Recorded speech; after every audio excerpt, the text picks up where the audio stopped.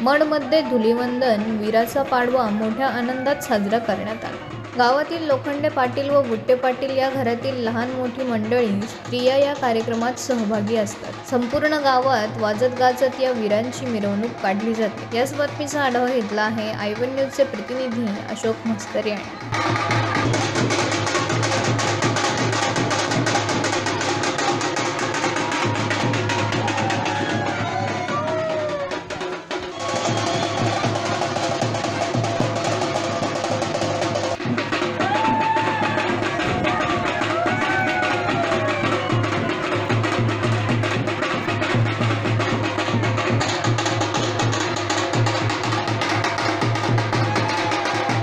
नमस्कार।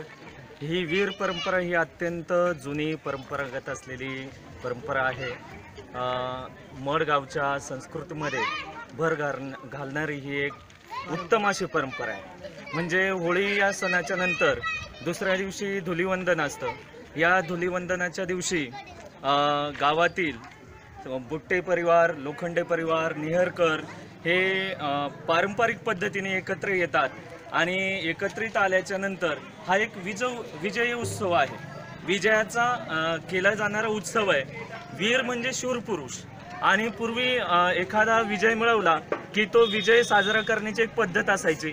आपल्या जे जुने शूरवीर आहे यांना या माध्यमातून एक आदरांजली दिली जाते की त्या शूरांचं प्रतीक म्हणून हे वीर असतात आणि यांना एक विशिष्ट पद्धतीने टोपी असते, त्याला चाफ्याच्या फुलांची एक माळ घातलेली असते, डोक्यावर छान पद्धतीने त्यांना सजावट केलेली असते आणि शूराचं असलेले हे प्रतीक अख्ख्या गावातून मिरवणूक निघते। त्यावेळेला गावातील लोक आनंदाने त्यांचं स्वागत करतात। त्याचबरोबर कुटुंबातील ज्या महिला आहेत या वीरांचं स्वागत करण्यासाठी त्या जिथे ते फेरी धरतात, नाचतात, त्याच्याभोवती पाणी घालून त्यांचा या विजयामध्ये एक मोलाचा हातभार लावतात। थोडक्यात ही आनंदाची असलेली प्रथा आहे आणि अनेक वर्षांपासून चालू आहे। इथूनही पुढे कायम चालू राहील। मडगावच्या संस्कृतीमध्ये निश्चितपणे मी आनंदाने सांगेल की याचं एक लाख मोलाचं योगदान आहे। जय हरी।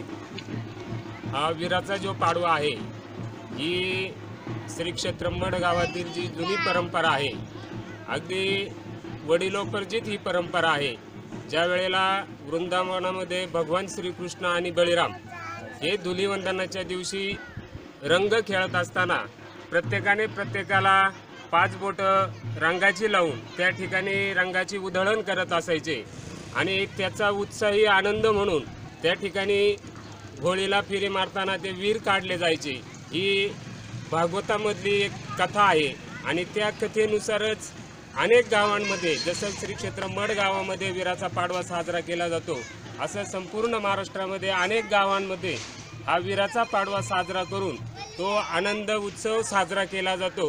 हीच परंपरा अगदी पांडवांच्या कालापासून ही आमच्या श्री क्षेत्र मड गावामध्ये कार्यरत आहे।